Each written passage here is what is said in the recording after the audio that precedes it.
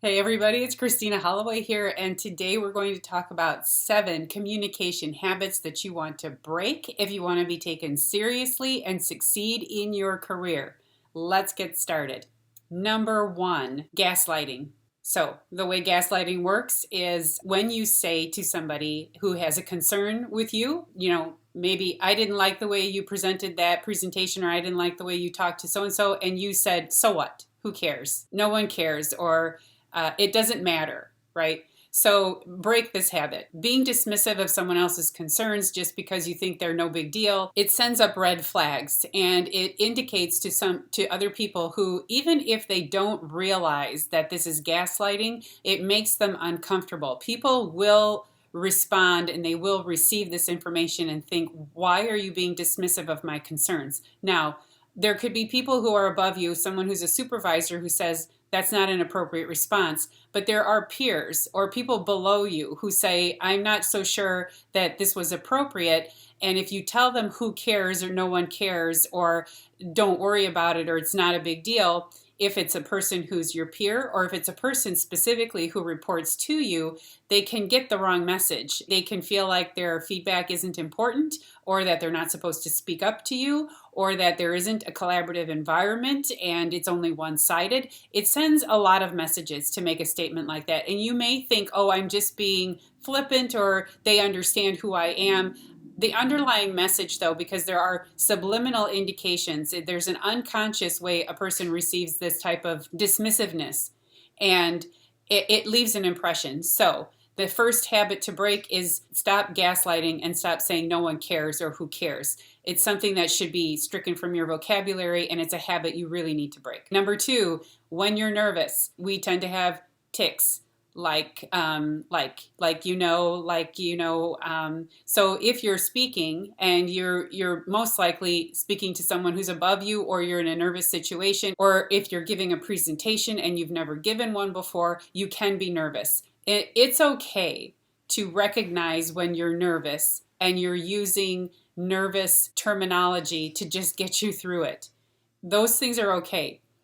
The thing that's most important is, when this is a habit, is to have awareness around the habit and then start building new habits around eradicating that one. If you have to speak in front of higher ups, if you have to give presentations to stakeholders or people around you you don't know very well, if you have to speak formally in Zoom meetings or on phone calls, conference calls, pay attention to the way you're showing up. And don't worry, if you're trying to eradicate tics, verbal tics are when you're nervous, you tend to rely on the exact same thing over and over again. There tend to be filler words, but also because you're nervous. So don't worry about it. What I'm saying is, we're all going to develop awareness of certain things we do that are unconscious that we tend to rely on if we get nervous. The most important part is to find awareness around that. Pay attention to being recorded. These are the best ways. When I was first learning how to be an instructor and was teaching in front of other groups, the first thing they did for our certification was to record us teaching a class. And then the next thing they did was evaluate the course and say, you're pacing. You keep flapping your hands around and it's distracting. You keep saying, and they'll tell you. They give me all the feedback and told me, here's how you straighten up. If you want to make these changes on your own, find ways that you can evaluate yourself, or ask a trusted friend, how did I sound on the call? Was I using too many filler words? And then keep working on it. Practice in the mirror before you have to give big presentations if you can. Practice in front of someone else, or record yourself like this. I'm not using any special equipment here. I'm just recording myself off the computer. So, practice your presentation, record yourself off the computer, and ask yourself when you're using these nervous filler phrases, right? Once you figure that out, be okay with silence. This was the first thing that I needed to do when I learned how to stop using these types of filler phrases, was to be okay in the silence. Could be a couple of seconds, feels like a long time. When you're reducing the level of filler words, people actually appreciate the silence. You've given them a couple of seconds, you're pivoting from one thought to the next, and you're being very calm and mindful. The mindfulness here is most important. Number 3, me versus us. Now, we have a tendency to feel like we're working on our own, that we want to move forward and say, I came up with all these great ideas, I did all of these things. And when we're communicating, we tend to default to this, starting our sentences with, I did this, I did that, I expect this, I want these things. It's good to remember or have awareness around the me versus we, or the me versus us, which is, can I ask for what I want without making it all about me?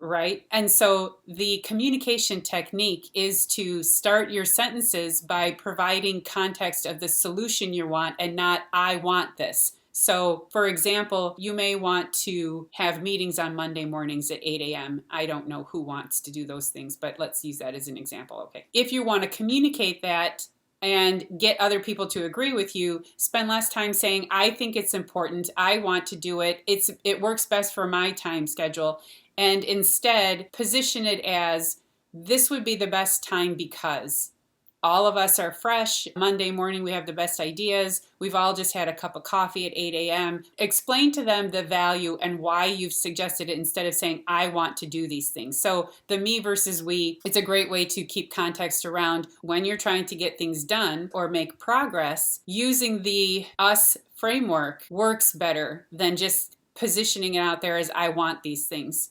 An unconscious mind moves forward from the self. A conscious mind moves forward from the greater good. Number 4, starting with your opinion. I don't really care about your opinion.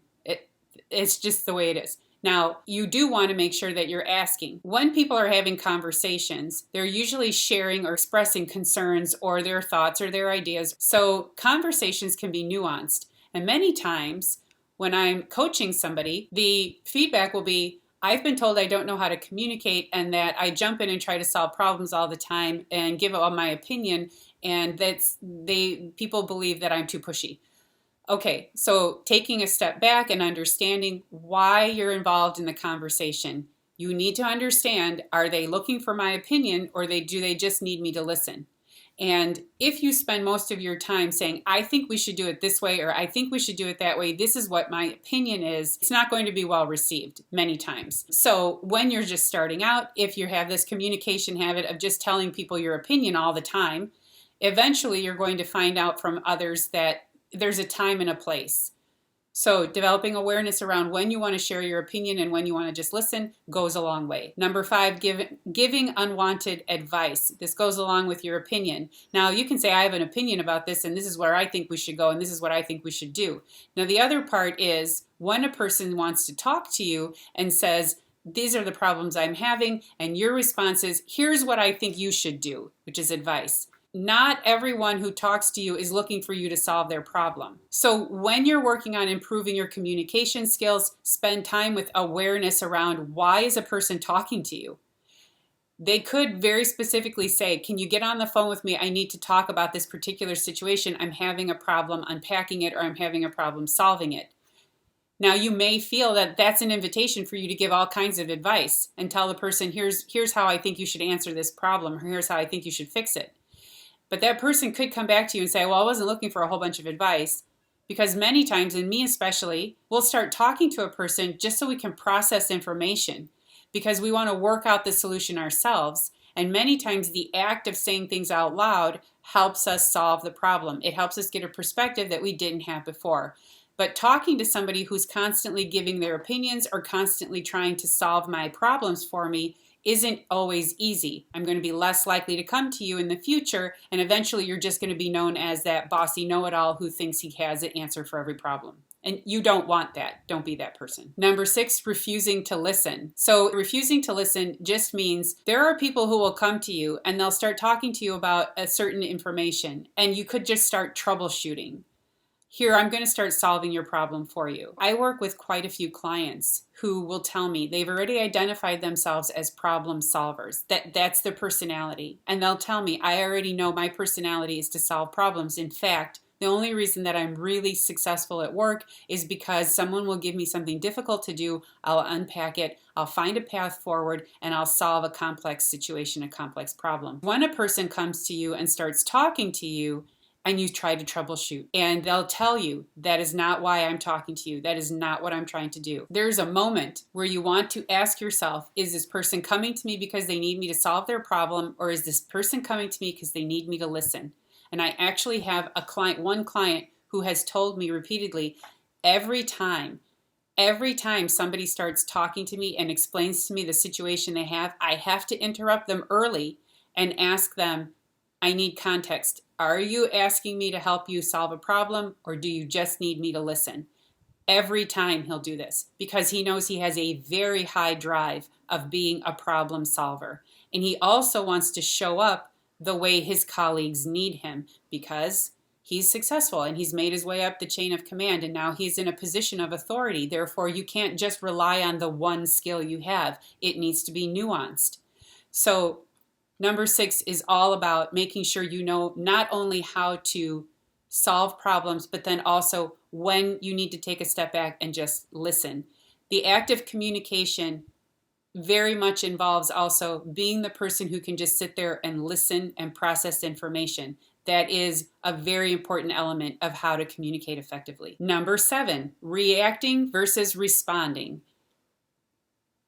Now, we could find out that we have a reputation at work for being the explosive person, or the one who doesn't know how to respond calmly in an emergency. The person who's going to start yelling or getting everybody involved or making commotion. That is a reactive person.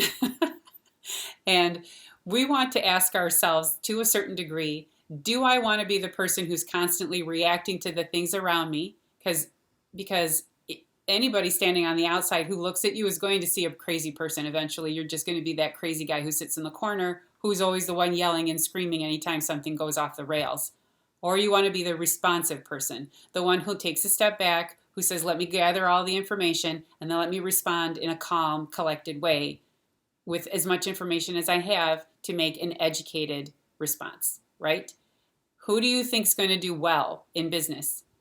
Most likely the person who can respond effectively. That's a person who's going to get promoted, and that's a person who's going to be seen as a professional. And as usual, this is all about developing your brand. The kind of communicator you are has everything to do with what kind of brand you identify for yourself and how you want to show up at work. You might want to be, you might want to be the person who's reactive, who yells and makes a lot of commotion in the office, and that gets you a lot of attention.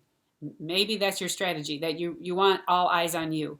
I wouldn't say it's a good long-term strategy at all by any stretch of the imagination, but you might be making a conscious choice of being the person who creates chaos. If you want to go far, though, and you happen to be the person who has a unevolved sense of responding or reacting to situations, and you feel that that's holding you back from progress or from bigger career moves, then take the time to step back and ask yourself, when things fall off the rails, how am I perceived with the people around me? Am I the one who throws things against the wall and starts yelling and swearing and people chuckle when they see me? Or am I the person they come to and say, we have a problem and we really need somebody to help us with it. We thought maybe you could unpack this. And I used to be a little bit of both. When I was much younger, I used to be the person who'd say, oh my God, this whole thing fell off the rails. What are we going to do? And, I used to be pretty loud about it in an office space where there were other people around me and they'd laugh, but we'd get things done. There was a point, though, where I thought, tone it down. No one actually ever said to me, you're not going to get promoted if you keep acting this way. But for at a certain point in my life, in my career, I started to ask myself, who do you really want to be? The clowny person in the back who's just always entertaining, or do you want to be the person they come to for solutions? And I'll tell you this, years later, a person called me and said, we're really having a hard time. It was a different department, but she said, we're really having a hard time, and you were the first person we thought of who could help us unpack this mess, clean it up, and understand how we're supposed to move forward. And I appreciated that. And I was very aware. I had really pivoted into how I showed up and who I was as a communicator, and it showed in how people saw me and how they respected my point of view. Okay, so that's 7 communication habits that you want to break if you want to find success in your career and move forward.